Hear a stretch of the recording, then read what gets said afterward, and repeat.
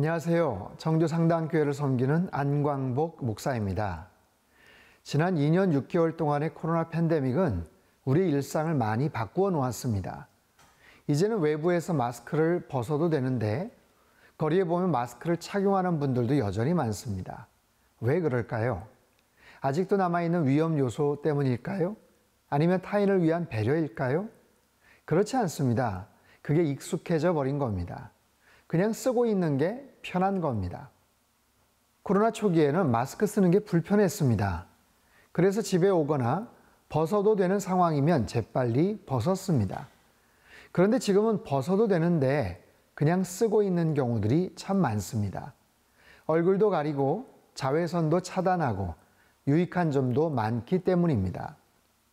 코로나 초기에는 교회에서 마스크를 쓰고 찬양하는 게 참 힘들었습니다. 그런데 지난 부활절 때 저희 교회 성가대에서는 마스크를 쓰고도 핸델의 할렐루야를 부르기도 했습니다. 그만큼 익숙해졌다는 증거입니다. 우리는 변하는 것과 변하지 않는 것을 잘 구분해야 합니다. 대학 축제의 열기가 다시 살아나고 1000만 관객 영화도 달성했지만 모든 것이 다 예전의 모습으로 돌아가는 것은 아닙니다. 특별히 시대의 흐름과 사람들의 관심이 어디로 가고 있는지를 알아야 합니다. 우리는 코로나 이후에 본격적인 탈종교의 시대를 맞이하고 있습니다. 일찍이 서구에서는 탈기독교 현상, 크리스텐덤이 깨어지면서 모든 성경적 권위와 질서가 무너지고 도전을 받는 시대가 지속되어 왔습니다. 대한민국에서는 비슷한 현상들이 코로나 여파로 가속화가 되고 있죠. 종교의 필요성에 회의를 갖게 되었고 특별히 기독교에 대한 반감과 부정적 이미지가 크게 생겨났습니다. 불교나 천주교가 호감을 얻게 되었다고는 하지만 사람들이 그쪽으로 몰려간 것도 아닙니다.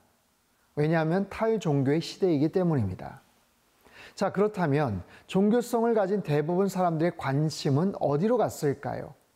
사람들은 자기만의 우상들을 섬기고 있습니다. 인기 아이돌 그룹이나 BTS나 임영웅을 좋아하는 팬덤이 엄청납니다. 자, 이런 시대 속에서 한국교회는 변하지 말아야 할 것과 변해야 할 것들이 무엇인지를 분명히 구분해야 합니다. 무엇보다도 복음의 핵심이 무엇인지를 분명히 알아야 하지요. 십자가와 부활이라는 복음의 본질을 붙잡아야 합니다. 그것은 변하지 않고 변해서도 안 됩니다. 오히려 더 견고하게 붙잡고 가야 합니다. 대신 변화해야 할 틀이나 구조, 의사결정 방식 등은 과감하게 바꿀 수 있어야 합니다. 핵심을 붙잡는 명확한 목회 철학과 복음에 대한 열정, 그리고 비본질적인 부분을 언제든지 허물어버리고 변화시킬 수 있는 유연성과 순발력, 창의력이 필요합니다. 여러분 혹시 롤러코스터를 타본 적이 있습니까?